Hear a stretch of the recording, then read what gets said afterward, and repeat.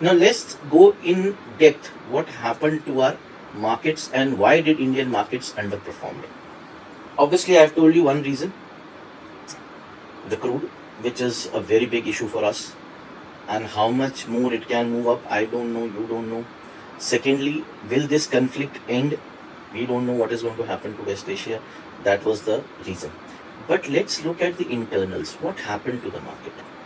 Bank Nifty was the biggest loser, 3%. Remember last week, Bank Nifty was the biggest gainer. Remember Friday? All four banks moving up, HDFC, Axis, ICICI, Kotak, just because the results were expected to be good.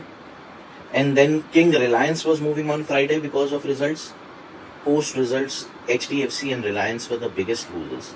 In fact, if you leave Friday apart, because Friday को Reliance में थोड़ा recovery आया, HDFC Bank में तो वो भी नहीं आया. HDFC Bank closed week on week minus 8%.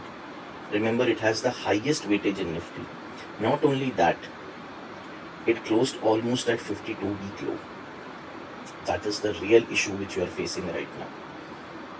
So it is the real problem area, Bank Nifty. And this time private banks came week on week down by 4.5%.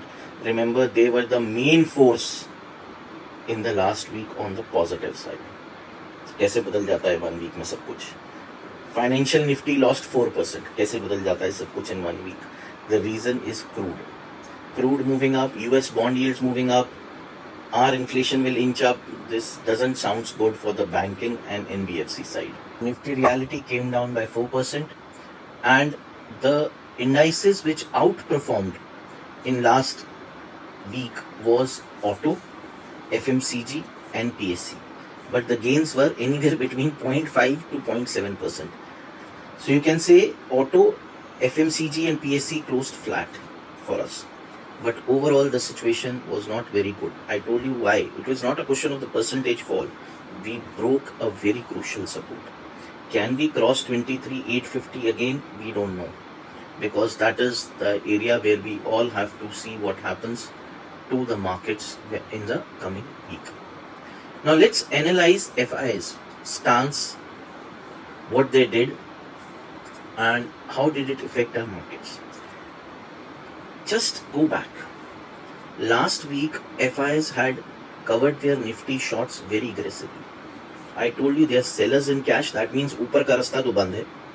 But at least they are covering shorts in index futures, which means that immediate short term, there might be some relief for us. But it didn't work out. Because after covering 48,000 contracts in Nifty short, this week they went 55,000 fresh shorts. Not only that, their long short ratio, which had come down to 11 to 89, has gone back to 7 to 93. This is one of the highest or lowest, I should say, long short ratio which FIs are maintaining right now. Not an healthy sign again. Shorts in index, selling in cash continues. In this week, they sold 7,181 crores. Friday, they sold 3,892 crores. Thursday, they sold 3,000 crores. Again, they are coming back to the same things. 3,000 plus crores selling, thanks to DIs again, which actually on Friday bought 5,453 crores.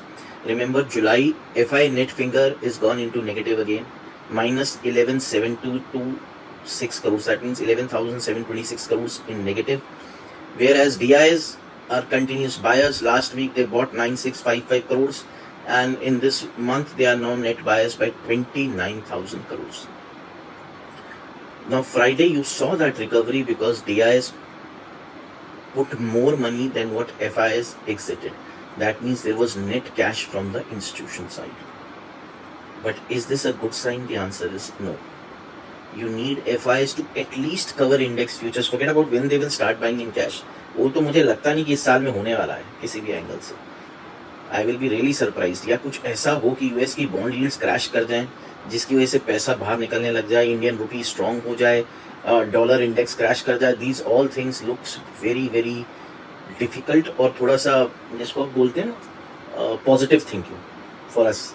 हाँ, सोचना positive चाहिए. I agree, but realistically it looks difficult that they will become net buyers in this year now. So maybe the upside gets locked up. but at least the downside gets protected if DIs continue to buy. So that's the crucial point for us. So coming back to FIs, the approach is totally negative. And now let's talk about the option positions. Highest put writer is now standing at 23,500 and 23,700. So what does it mean for us? Agar next 2 days mein we don't go below Friday low, that is 23,600, at least that is an area of support for us now. On the upside, the highest call writer is sitting at 24,000 and 23,800 is the second highest. That means only and only if we cross Friday high, I'm just repeating, 23,850, we should go long with a stop of 23,780. That I've already told you.